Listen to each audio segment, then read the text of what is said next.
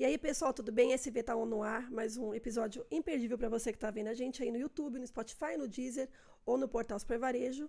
E o nosso tema de hoje é um tema muito importante. Eu acho que você que acompanha o portal, a gente já fez matéria na Super Varejo, na nossa revista impressa. Ele está super em alta no varejo, que são as fusões e aquisições. E eu trouxe, olha, um especialista muito bacana para conversar com a gente hoje. Vou pedir para ele se apresentar aqui. Primeira vez aqui no SV tá on. Tudo bem? Tudo bem? Tudo bem, Dani? Eu sou o Rodrigo Guedes, eu sou um sócio de fusões e aquisições da KPMG.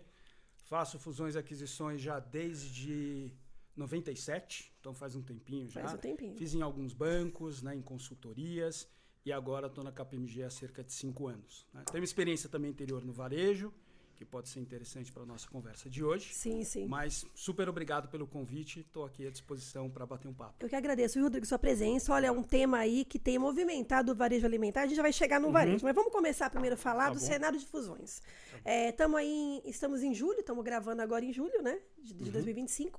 Como é que está esse panorama das fusões e aquisições de forma geral no Brasil até o momento? Quais são as tendências que têm motivado as empresas nessas estratégias? Tá legal, muito obrigado. Então, basicamente, o que está acontecendo, né, nesse ano, a gente teve no primeiro trimestre, né, uma pequena queda das fusões e aquisições em relação ao primeiro trimestre do ano passado, uma queda de 6%, isso é considerado praticamente nulo, né, vamos dizer assim, principalmente se a gente levar em conta que no primeiro trimestre, geralmente, a gente tem um volume menor de fusões e aquisições, menor número de fusões e aquisições, por conta de uma sazonalidade natural desse tipo de operação, onde geralmente o último trimestre do ano é que é o trimestre mais alto, onde as companhias estão correndo para conseguir fechar a transação e divulgar as suas demonstrações logo na sequência. Né? E quando a gente pega depois o segundo trimestre, a gente ainda não tem os dados oficiais, né? Mas tudo indica que está tendo uma leve melhora, né? Mas assim, ainda de lado, não tem uma tendência muito clara que a gente consiga definir. Né? A gente ainda... Provavelmente em 2 semanas a gente deve ter o relatório saindo. Ainda não uma oficial, né, da própria KPMG, mas ao que tudo indica vai ficar de lado, talvez um pouquinho acima, depende muito do setor também, né? Isso é muito composto por diferentes setores, enfim. Então tudo isso você vai ter, mas vocês vão ter mais adiante essa... Sim. A gente deve ter uma nova pesquisa saindo agora sobre os dados do segundo trimestre, imagino que em 15 dias ou algo assim, mais ou menos. Você sabe falar de números, de faturamento, de valores até então? Olha, a KPMG acaba utilizando muito mais a métrica de número de transações, porque evita muitas vezes você distorcer as médias, né, ou as comparações, por conta de uma transação muito grande que teve num período, e aí no outro ano você teve muita transação, mas de baixo valor. Então a gente prefere falar em número de transações sempre ao invés de valor, porque a gente acredita que isso é o melhor termômetro, né, para o público em geral entender de fato se a atividade está maior ou menor, né, distorce menos. Então, geralmente a gente fala em número de transações, não em valor. Né? E em número de transações tem aí uma queda de 6%. Que é o número que a gente falou. Entendi, Rodrigo. E eu te perguntar, Rodrigo, o cenário econômico, a gente está assim, primeiro semestre aí, né? A questão fiscal, esses fatores... macros, né? Eles influenciam, né, influenciam bastante. Nesse cenário de fusões? Sim. Influenciam bastante, porque isso influencia tanto para as fusões e aquisições entre as empresas brasileiras, quanto fusões e aquisições entre, né, uma empresa estrangeira e uma empresa brasileira, ou uma empresa brasileira e uma empresa estrangeira, né, fora do país. Né? Então, nós temos um cenário hoje em que você tem uma volatilidade, uma incerteza global muito grande, não é só do Brasil, é no mundo inteiro. Né? Estados Unidos, exatamente, juros, né? Os patamares de juros muito altos, né? O custo do dinheiro muito alto, cenário inflacionário ainda. E você tem, além disso, as questões geopolíticas todas. Né? Então, todas as disputas, né, territoriais acontecendo em diversas regiões, então tudo isso afeta muito. E aí, quando a gente traz para o Brasil, além disso, tem as nossas questões naturais, né, da gente ter aí uma questão, né, das contas do governo, né, que poderiam estar melhores do que estão, enfim, algumas questões de contenção ou não de gastos que poderiam ser feitos de outra forma. Não quer dizer que está errado ou está certo, mas enfim, isso influencia muito. E aí você traz uma incerteza muito grande. Né? Quando você traz um grau de incerteza muito grande, o que acontece é que o empresariado, de forma geral, fica mais reticente em fazer investimentos de longuíssimo prazo, né? Uma vez que ele não consegue enxergar, né, muito para frente, o risco aumenta, então o retorno exigido é muito alto e aí muitas vezes a conta não fecha. Esse cenário tão volátil, ele não é que ele facilita, mas assim, você tem fusões e aquisições maior entre empresas nacionais, aqui dentro do que gente de fora entrando nas nossas empresas, é isso? O que acaba... sim e não, né? Sim, porque o que acontece é, se você imaginar hoje, um grande investidor estrangeiro que ainda não está no Brasil, ele, nesse momento, ele se sente extremamente confortável em começar a primeira vez a fazer uma transação no Brasil? Provavelmente não. Né? Porque ele ainda tem que entender melhor o país para depois, né, poder fazer a transação dele. Então, o que acaba acontecendo muitas vezes são estrangeiros que já estão no Brasil, revendo o seu portfólio de negócios, então ele tem mais de um negócio no Brasil, ele acaba dizendo, olha, eu vou focar os meus recursos no Brasil naquilo que eu sou melhor, naquilo que eu conheço mais, naquilo que eu tenho mais propriedade ou mais vantagem competitiva. E aí o que ele acaba fazendo, ele vende uma empresa que está com mais dificuldade para ele no Brasil e compra ou aumenta a sua exposição em outras que ele já está no Brasil. Então, não quer dizer que ele está saindo do país, não. Ele está concentrando os recursos dele em atividades que ele tem maior controle. É o que a gente chama das revisões de portfólio. Então, um estrangeiro que já está aqui, tem vários negócios, ele concentra onde ele é melhor, sai da onde ele entende que ele não é tão bom e assim vai. Outra coisa que acontece muito são as transações entre as empresas brasileiras, né? Então, aí você tem muita transação acontecendo e algumas delas muito importantes em cima de trabalhos de reestruturação, né? Das dificuldades que estão acontecendo na economia, fazem com que muitas empresas acabem, né, promovendo aquisições ou fusões para que se fortaleçam e consigam competir melhor num cenário adverso. Antes da gente falar dos cases, e Rodrigo, uma pergunta assim para você que está vendo a gente aí, às vezes você não é especialista em fusão, acho que a gente tem muitas dúvidas assim. De uma forma bem assim, para quem, enfim, quer entender, conhecer um pouco mais a fundo, ou beabá da história. O que faz uma empresa... por que ela se funde ou ela compra uma outra empresa? Entendeu? Sim. O que faz ela decidir? Eu vou me fundir com uma outra empresa ou vou comprar essa empresa? Existe uma estratégia? Muitas vezes, tem diversas estratégias. Por quê, né? Essa decisão, entendeu? Muitas vezes, primeiro, qualquer transação desse tipo, ela parte do planejamento estratégico da companhia. Então, a companhia tem um planejamento estratégico, hoje ela é uma companhia, ela quer no futuro ser uma companhia diferente do que ela é hoje, crescer, enfim, diversificar seus negócios, tem um plano futuro, né? E em cima disso, ela muitas vezes, então, define, ok, para eu sair do momento em que eu estou hoje e chegar até a situação ideal do meu plano estratégico, do meu plano de negócios, né? O que eu preciso fazer? E aí, muitas vezes... A conclusão é, eu preciso fazer investimentos, né, na minha fábrica, aumentar os investimentos na minha fábrica, eu preciso abrir mais lojas. Outras vezes eu preciso consolidar o meu setor, eu preciso aproveitar a situação que eu tenho de liderança ou de caixa, né, positivo dentro do meu setor, adquirir outras empresas menores para com isso melhorar, né, as minhas margens de resultado, o meu poder de barganha no mercado, a minha equação financeira como um todo. Então tem diversas estratégias que podem ser montadas que acabam, vamos dizer assim, resultando numa fusão ou numa aquisição. Uma fusão, uma aquisição, nada mais é do que uma ferramenta, mais uma das ferramentas que as empresas têm à disposição para promover um plano de crescimento, diversificação de negócios ou montar uma estratégia, né, que não necessariamente seja simplesmente investir, né, num bem de capital, né, numa fábrica, etc. E tal. Então, isso. Eu imagino que você ganha e você perde. Das duas. Quais os ganhos, de uma forma geral, quando uma empresa se funde com outra? Tá. Quais os ganhos que ela pode ter e o que ela pode perder? E do outro lado, quando ela adquire também, o que ela pode ganhar e o que ela pode perder? Tá. Vamos lá. Acho que o mais importante a colocar é que pouquíssimas transações que acontecem são fusões de verdade, né? Porque uma fusão, o que ela pressupõe? De que você tinha uma empresa, duas empresas independentes, elas se juntam para formar uma terceira empresa, né? Isso é uma fusão. As empresas anteriores deixam de existir, até legalmente, né? Os seus CNPJs deixam de existir e nasce um novo CNPJ. Muito poucas transações são nesses moldes. Geralmente o que acaba acontecendo nesse tipo de transação é uma troca de ações entre as partes. Então, uma companhia acaba, de fato, adquirindo a outra, mas ao invés dela pagar, né, dinheiro, né, para pagar para aquele acionista sair do negócio, não, ele recebe ações e ele passa a ser acionista de uma empresa maior junto com o acionista anterior. Isso, muitas vezes, é o que acaba sendo uma fusão. A aquisição, aí de fato, uma empresa está se movendo e está indo adquirindo a outra. Aquele outro CNPJ pode até continuar existindo, mas passa a ser o novo controlador e aquele antigo acionista, o dono, o proprietário anterior daquela empresa, né, sai do negócio. Né, pode tudo acontecer ali, né? Ela pode deixar de existir, ela pode, né, ele pode desativar, ele pode... O que muitas vezes acontece, que as pessoas muitas vezes acabam não prestando tanta atenção, é que você tem fatores culturais, pessoais, psicológicos, muito além das questões financeiras ou técnicas, que acabam fazendo um negócio desse dar certo ou dar errado. Daí a importância que a gente diz sempre dos planos de integração entre as companhias.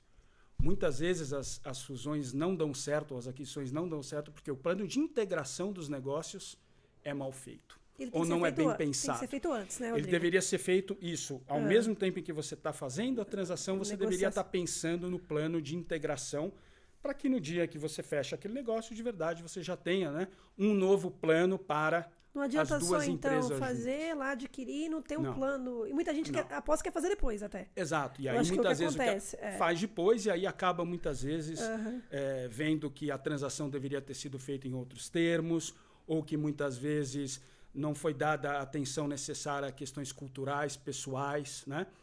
Não tem como, né? Você está comprando uma empresa, mas você está comprando as pessoas, a cultura, a missão daquela empresa. E muitas vezes isso depois vai por água abaixo e aí você destrói valor na companhia. Né? Isso é muito comum. Outra coisa, Dani, que é muito comum nesses casos é uma superestimativa das sinergias. Toda vez que uma companhia adquire a outra, ela vai muitas vezes olhar e vai falar, olha, eu vou ter ganhos na minha parte de vendas. Eu vou precisar, não preciso da equipe de vendas 1 mais 1 ser 2. Uma equipe 1,5 eu consigo resolver isso. Mesma coisa nos aspectos produtivos. Eu não preciso duplicar tudo. Né? Eu tenho ganhos de escala, que a gente chama. E muitas vezes esses ganhos e essas questões são superestimadas. E quando o negócio de fato acontece e a empresa começa a operar no novo cenário, você percebe que aquelas sinergias não se materializaram. Nossa, e o que e acontece? Aí isso muitas vezes destrói valor, né? Porque você pagou um determinado montante, imaginando que você teria ganhos, né, superiores em função dessas melhorias todas, isso não acontece, então você acaba destruindo o valor, né, para o seu sócio, para o seu acionista. Então a dica até vocês ajudam, imagina, nesse processo, né? Sim. Você tem clientes. Sim, que dica que vocês, como é que vocês trabalham essa questão? É muito importante. É muito importante, acho que antes de tudo, né, você precisa ter um cenário base muito bem construído. Isso tem que estar alinhado com o seu plano estratégico, ou seja, por que eu quero fazer essa aquisição? Por que eu quero fazer essa fusão? Ou por que eu quero vender a minha empresa? Você tem que ir na essência e pensar qual o meu objetivo por trás dessa transação. Né? E aí sim, em cima disso, você começa a desenhar aquela operação específica e tendo, né, muito pé no chão sobre que tipo de sinergias eu vou ter ou não, tendo em mente que num primeiro momento você fatalmente tem custos superiores até pelo próprio custo de fazer o negócio das equipes. O primeiro ano geralmente é um ano de integração em que quase nada acontece em termos de melhoria de resultados, pelo contrário, você tem mais custos. E depois a integração toda. Então, o que sempre a gente recomenda para os nossos clientes é que você tenha, primeiro, seu objetivo muito claro. Segundo, você planeje muito bem essa transação e, ao mesmo tempo em que você está fazendo a transação, você vá pensando no plano de integração. Né? Esse é muito importante. Eu imagino assim, viu, Rodrigo, o impacto, a atenção para os funcionários, muitas vezes, para os clientes. As marcas, muitas vezes, são donas de marcas. A gente vai trazer para o varejo, já para a indústria de alimentos. Sim. Então, assim, eu acho que tem isso, porque nem todo mundo enxerga. Eu acho que para quem, ainda mais para os colaboradores, até eles entenderem essa...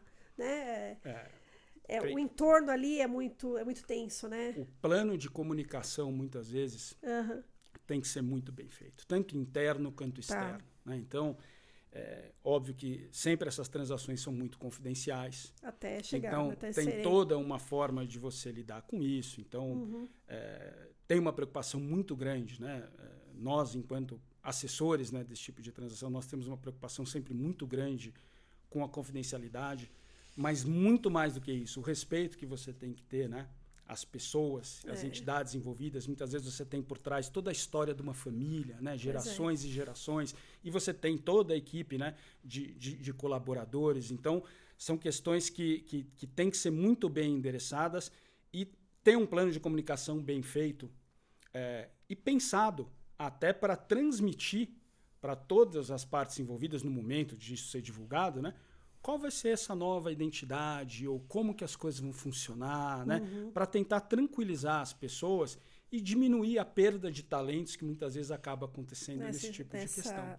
Porque é muito difícil, né? São cenários de muita insegurança. Né? Até as coisas se estabelecerem como tem que ser, toda aquela... né? O plano de comunicação é muito importante. Né? Eu diria até que o plano de comunicação externo ele é importante, mas o interno talvez ele seja até mais importante. E muitas empresas, muitas fusões que poderiam ser realmente muito interessantes, acabam não dando certo às vezes por isso, né? Então...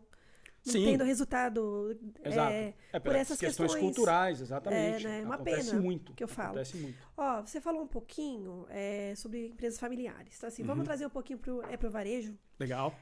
Até pro ramo da indústria de alimentos mesmo. Ó, eu até anotei aqui, ó, lá no Portal Super Varejo de hoje, viu, pessoal? Quem entrou lá, enfim...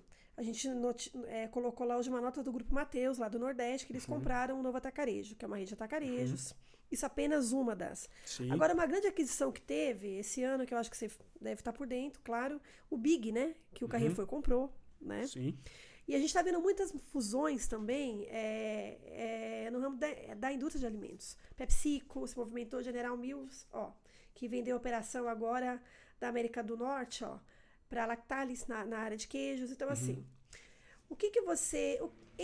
quando a gente traz aqui para o varejo, principalmente supermercado, o que vocês têm observado? O porquê que essas movimentações estão ocorrendo? É para ganhar realmente ganho de atuação saindo aqui, expandido para o Brasil todo? É para expansão mesmo? Tá. O que tem motivado? Vamos lá. Eu diria que é uma combinação de fatores. Né? Então, quando a gente está falando aqui do varejo alimentício, né, supermercados, né, hipermercados, atacarejo, muito do que vem acontecendo, né, e aí de forma geral, né, a gente viu isso ano passado, viu no primeiro trimestre, provavelmente isso vai continuar acontecendo.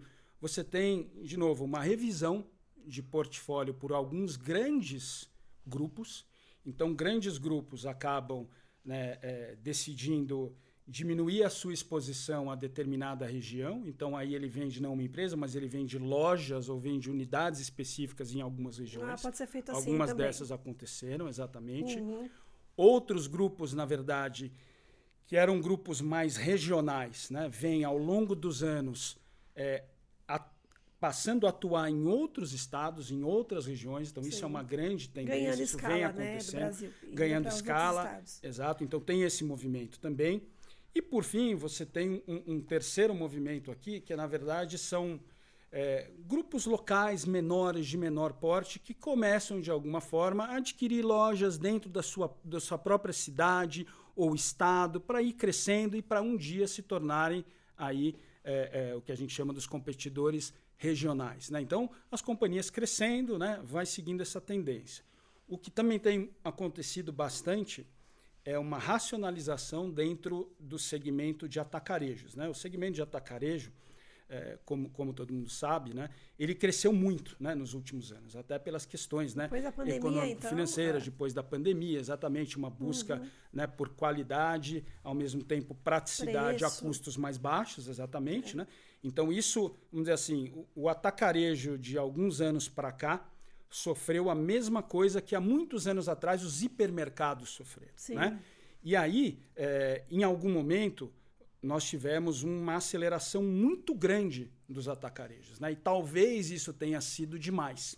Agora vai começar a Então agora está tendo algum tipo de ajuste. Sim. Então até as companhias que são públicas, né, divulgam, sim. E a gente acompanha, obviamente, todos acompanham, né?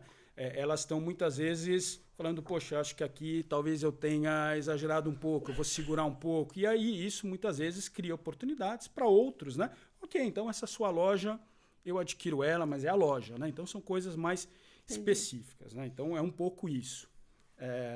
Agora, uma outra coisa que eu costumo falar bastante, né? Eu gosto de falar, Eu gosto muito do varejo, né? Sou apaixonado pelo varejo e tal. Que bom. Mas assim, eu acho muito... O bichinho te picou. O bichinho do varejo... muito interessante, mas é muito dinâmico, né? Muito dinâmico. Muda muito então, rápido, né? Tem uma questão bastante importante que muitas vezes as pessoas não se atêm, né? Quando a gente olha o cenário do varejo alimentício de forma geral no Brasil, né? Se você olhar e falar, poxa, nós temos realmente competidores que são nacionais? Muito poucos. No varejo de forma geral, principalmente supermercado e hipermercado. Você não tem players nacionais. Alimentar, né? Você fala alimentar, estou falando sempre alimentar. No atacarejo você já tem. Você tem uma série de grupos que têm a sua mesma bandeira em todos os estados do Brasil. Então, no atacarejo isso funciona um pouco melhor. No supermercado e no hipermercado, isso não funciona muito bem. Você acaba tendo, mesmo esses grandes grupos, eles têm marcas regionais, né? E muitas vezes não estão em todas as regiões do Brasil, né? Eles estão em uma região, não estão em outra. Então, essa é uma questão que sempre, né, afligiu todo mundo, né, dentro do setor. E que agora, óbvio, a gente começa a ver cada vez mais alguns grupos regionais que vêm crescendo, né, para outros estados, né, em seus diversos formatos. Mas isso demorou muito para acontecer, né? O próprio varejo, o próprio setor, né? Os modelos, os formatos. Exatamente. Eles começaram a observar e a pandemia foi esse fator. Acelerou, né, bastante. Isso. Que eu falo a conveniência, você vê os supermercados, agora as lojas de bairro, de vizinhança que estão ganhando. E além disso, né? Até, o hiper diminuindo realmente, atacarejo, foca o preço. Né? E então, assim, e até é interessante, né? Porque há muitos anos atrás você tinha a loja de conveniência, né? Aí isso evoluiu, você passou a ter a loja de bairro. Exatamente. Depois a loja que era um supermercado pequeno. Depois você passou a ter a loja de proximidade, né? Que é aquela, de verdade, que é em áreas extremamente densas, né? Onde a população consegue se... Exatamente, né? Então, e isso funciona muito bem. Mas agora a gente tem, já de uns anos para cá, a gente já tem um outro movimento, né? Que são as lojas autônomas dentro dos condomínios. Também. Né? Que já é um passo a mais em direção a isso. Mais exatamente, né? Mais conveniência. Então, é isso que me fascina muito. Mas, né? ao mesmo tempo, é curioso, né? Porque a gente fala disso e você fala do atacarejo. Ao mesmo tempo que você tem varejo, a gente cobre aí, a gente está acompanhando o dia a dia aí. Ao mesmo tempo que você tem realmente a proximidade ganhando escala, o atacarejo, mas eu acho que o atacarejo já viveu momentos mais... agora está começando a se assentar. É uma racionalização. Agora está começando, o mercado está mostrando quem vai ficar e quem não vai ficar. E quem vai ficar de que maneira? Em que lugar? É um pouco isso. Não é? Então eu acho que a gente vai descobrir aí qual vai ser essa conta. Exatamente. Né? É exatamente isso. A minha leitura é exatamente essa. E quando você compara, viu, Rodrigo? Só comparação agora mundial, né? As fusões aqui no Brasil... quando você analisa o Brasil aqui, o que acontece no Brasil, nesse setor. Quando você compara com o que acontece fora, nos Estados Unidos, na Europa, a gente tem algo de diferente na nossa movimentação aqui? Ou globalmente as empresas... Sobre os processos de fusões e aquisições, de forma geral? Ou é tudo meio parecido? Eles são muito parecidos. O que muda é o grau de maturidade dos diferentes mercados. E aí isso serve tanto para a economia, no nível econômico dos países, depois nas questões setoriais de cada setor dentro daquele país específico ou região específica, e do nível de sofisticação das companhias, pelo fato de muitas vezes ter mais acesso ao mercado de capitais, ter mais empresas listadas, né, com conselhos com uma composição muito mais independente, né, com uma diluição do capital muito grande, né? Ou seja, o sócio controlador tem 6% da companhia e ele controla, né? Poxa, e todo o resto é pulverizado. Isso acontece muito, né? Fora do Brasil. Então, que são as chamadas corporações. Você não tem um acionista de referência isolado que tem 40% de participação. Não, o maior acionista tem 10%, né? E depois tudo é pulverizado. Então, isso traz, obviamente, mais sofisticação, um maior nível de exigência numa série de questões, e pelo fato dessas companhias terem mais acesso a recursos, né, no mercado de capitais como um todo, dívida, equity, né, capital, acaba muitas vezes criando um patamar, né, de fusões e aquisições muito diferente do nosso, né, porque são mercados mais sofisticados e com maior... com mais facilitadores, né? E o processo se concretiza muito rápido, eu acho, no geral. Assim, os processos são muito parecidos, entretanto, quando você tem um maior número de companhias listadas em bolsa, e se essas companhias estão fazendo transação, muitas vezes as transações são muito mais rápidas do que aqui. E tem que ter aprovação, né? Todas essas transações, todos, aí até comentar. Em todos os países você tem os organismos, né, antitruste, né, anticoncorrência, sempre tem. Aprovar ou não, né? Que podem até também vetar, tem né? sempre essa discussão, exatamente. O que leva a vetar? Olha, muitas vezes... Eu já vi vezes, alguns casos, mas só para o pessoal entender. Vamos lá. Tem, de forma geral, você pode ter questões, muitas vezes são questões de concentração de mercado, né? Então, tem 3 empresas, 2 se juntam. Exato, isso acontece muito, né? Outras vezes essa concentração é vista, mas ela é vista em nível regional.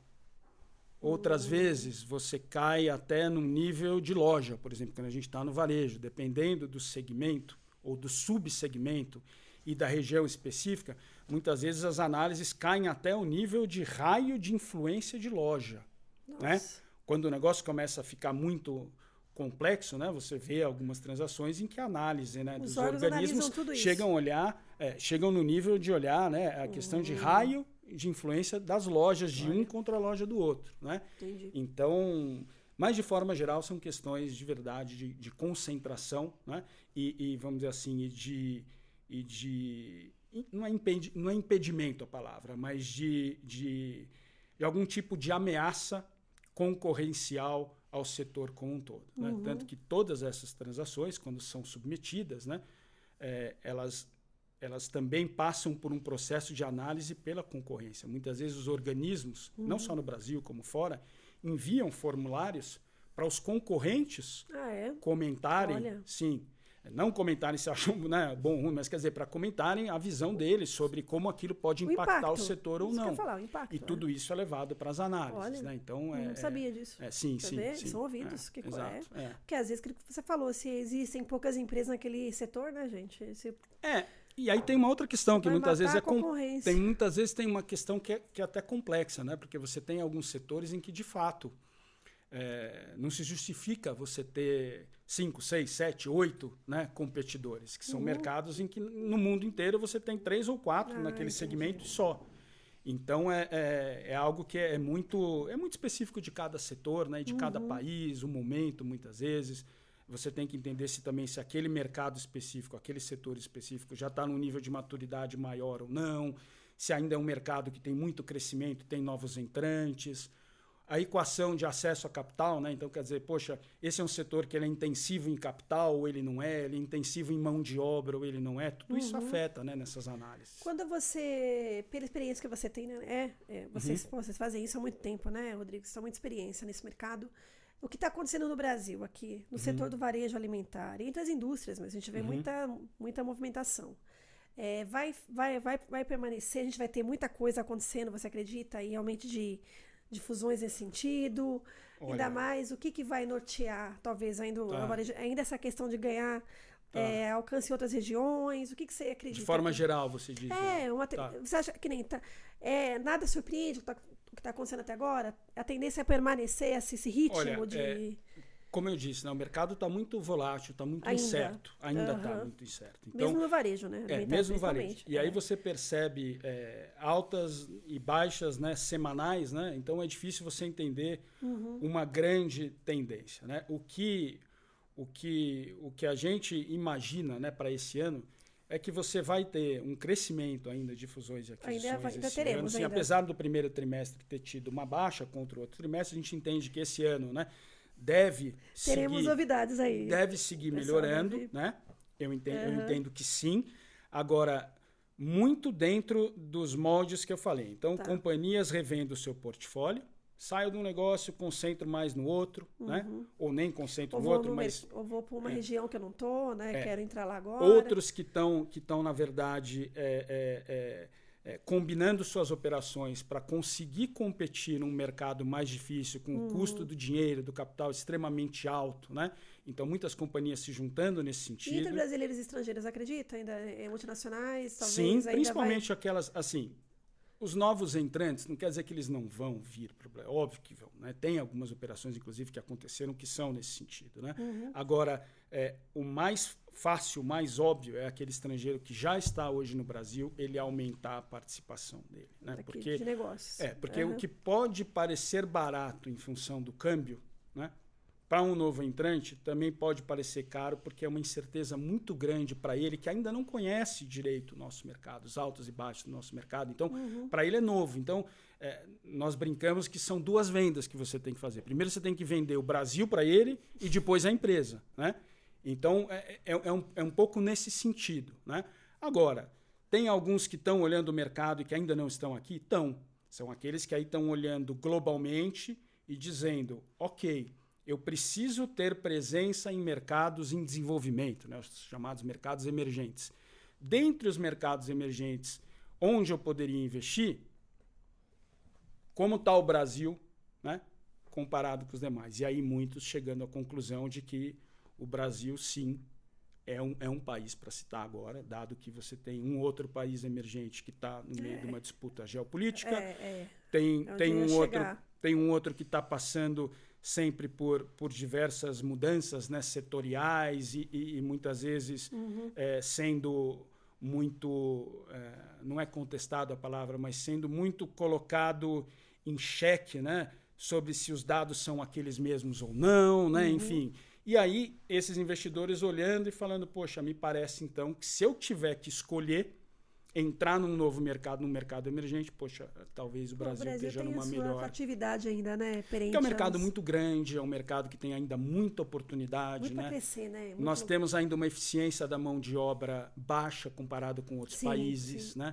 A parte de desenvolvimento tecnológico, né? Robotização, no Brasil tem até alguns índices interessantes que comparam isso globalmente, mas chega a ser 10, 15 vezes inferior a outros países, de forma geral, estou falando. Né? Não dá para pegar uma indústria ou outra de forma geral. Né? O nível de robotização ainda baixo. Então, os investidores de longuíssimo prazo, né? Eles enxergam oportunidades muito boas e muito grandes no Brasil. Que bom, tá vendo? Para quem tá vendo a gente aí, não desanimem. Não, de forma alguma. Nada está perdido, né? E daí dá esperança. Longe disso. Rodrigo, estamos caminhando para o final, mas antes...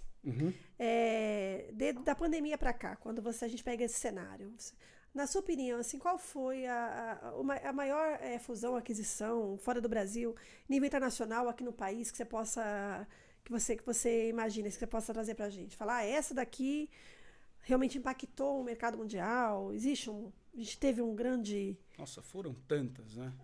Pode citar mais de uma, então, fora do Brasil, e se você lembrar alguma aqui no Brasil...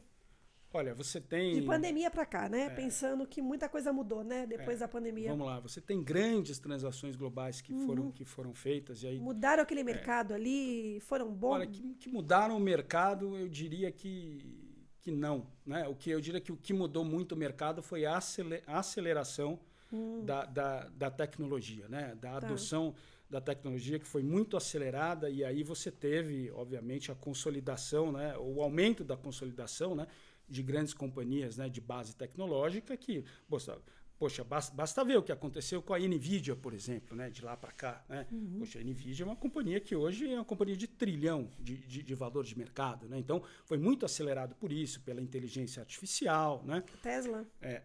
Tesla, obviamente. Né? Agora, você tem eu diria que assim, o que mudou muito da pandemia para cá foi a adoção da tecnologia pelas companhias, a tecnologia passando a ser o centro e não mais uma área a mais dentro da companhia. Entendi. Não, eu tenho departamento de tecnologia. Não. Acabou. Tecnologia está no centro e o resto está em volta. Acho que da pandemia para cá, eu diria que isso foi o que moveu muito o mundo e mudou muito, né?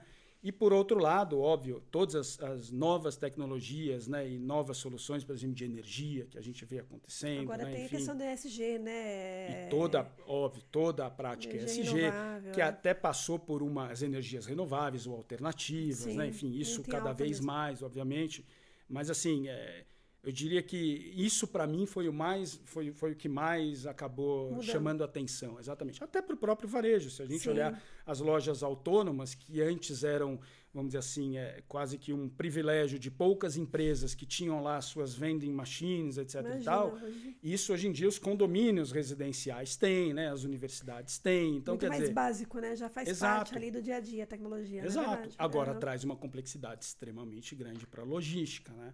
Aí a gente podia ficar aqui falando horas, mas enfim. Mas é um caminho sem volta, né, Rodrigo? Eu um acho que a caminho sem volta, tecnologia não há ela já dúvida. chegou, ela já Não, ocupa não, espaço fundamental. E isso não tem é da como. inteligência artificial que Mais existia, ainda, agora, né, exato. agora já tem tudo que ela precisa para operar. Exato. Né? Até para você poder, vamos dizer assim, fazer o uso correto de todas essas tecnologias, né, dentro da empresa, ou mesmo, né, cada um de nós, dentro de casa. Que é tanta coisa que né, você não saber usar. Exatamente. Você também não vai ter o resultado, você tem que saber. Para mim, a maior dificuldade de lidar com toda essa questão da tecnologia é cada vez mais a enxurrada de informações, né, que nós recebemos. Nossa, é muita coisa. E aí, muitas vezes, isso acaba criando algumas questões que são estruturais, difíceis de resolver. A gente passa a ter, muitas vezes, né, no segmento, né, a gente percebe muito isso quando a gente olha a educação, né? Você passa a ver muitas pessoas que são os leitores de manchete. Então, a pessoa sabe um pouco de tudo e não sabe nada de nada, porque não tem tempo, não tem a paciência, não tem até a disciplina, né, para poder filtrar um pouco nessa enxurrada de informações que vem para poder se aprofundar mais nos assuntos, estudar. Então, quer dizer, isso é cada vez mais difícil mesmo. Né? Mas isso em tudo, né? Até de forma geral. A dia, de forma geral, a gente...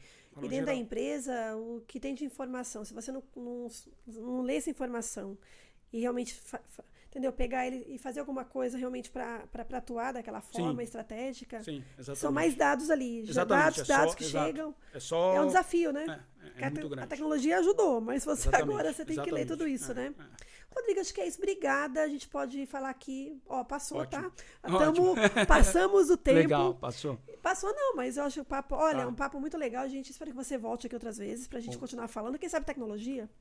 Falar de como elas impactaram e como é que elas estão impactando, que eu acho que é um tema que está sempre em alta.